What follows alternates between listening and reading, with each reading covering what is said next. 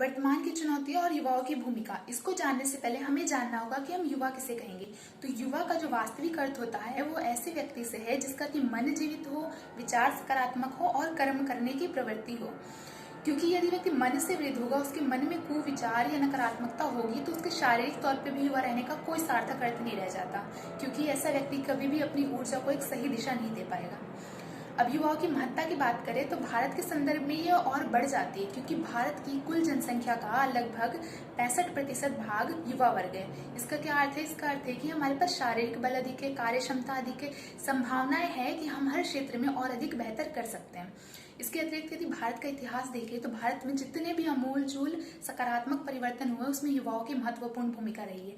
उदाहरण के स्वरूप हम स्वतंत्रता संग्राम ले सकते हैं, जिसमें कि चंद्रशेखर आजाद, सुखदेव ऐसे क्रांतिकारी युवक थे जिन्होंने की देश को आजादी दिलाने में महत्वपूर्ण भूमिका निभाई। और ध्यान देने वाली बात है कि यह केवल शारीरिक तौर पर युवा नहीं थे, बल्कि यह मन से युवा थे। स्वामी विवेकानंद जी, जिनके के विचारों का प्रभाव केवल भारत पे ही नहीं बल्कि संपूर्ण विश्व पर पड़ा।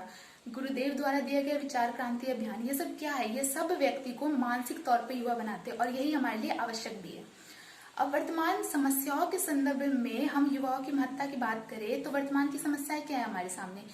तो भ्रष्टाचार, प्रदूषण, नैतिक मूल्यों का पतन होना, यह सब हमारी वर्तमान की समस्या है और इसका निराकरण जो है हमें हमारी संस्कृति देती है। हमारी संस्कृति जैसे हमें सिखाती है कि प्रकृति के अनुरूप जीवन शैली जियो, निष्काम कर्म करो, मतलब बिना फल की इच्छा के कर्म करे। और वेदों में कहा गया है तेन त्यक्तेन भुंजिता, मतलब त्यागपूर्ण भोग करो, अनावश्यक संग्रह ना करो। तो अब इसे हम एक उदाहरण से समझ सकते हैं कि किस प्रकार वर्तमान चुनौतियों के समाधान के लिए जो उपयोगी सिद्ध हो सकती है। जैसे प्रदूषण जैसी समस्या है। प्रदूषण जैसी समस्या का कारण क्या है? प्रकृति विरोधी जीवन शैली जीना। तो यदि हम प्रकृति के अनुरूप जिएंगे तो निश्चित इस समस्या को हम कम कर सकते हैं या खत्म भी कर सकते हैं। भ्रष्टाचार है। भ्रष्टाचार का मूल कारण क्या है? मूल कारण है लोभ। तो यदि हम निष्काम कर्म करते हैं, बिना फल की इच्छा कर्म करेंगे, तो व्यक्ति के अंदर क्या लालच होगा? नहीं होगा। तो भ्रष्टाचार जैसी समस्या भी कहीं ना कहीं खत्म हो जाएगी।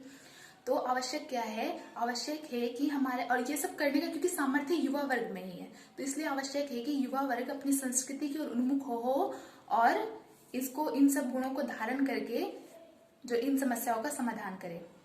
अंततः मैं राहुल सांस्कृत्यायन जी द्वारा कही गई पंक्ति के साथ अपनी बातों को विराम दूंगी। उन्होंने युवाओं के महत्व को बताते हुए कहा है कि भागो नहीं, देश को बदलो, ऐ मेरे देश के युवाओं, जड़ता को तोड़ो, आओ संगठित होकर कदम बढ़ाए, फिर से मुक्ति मशाल जलाए।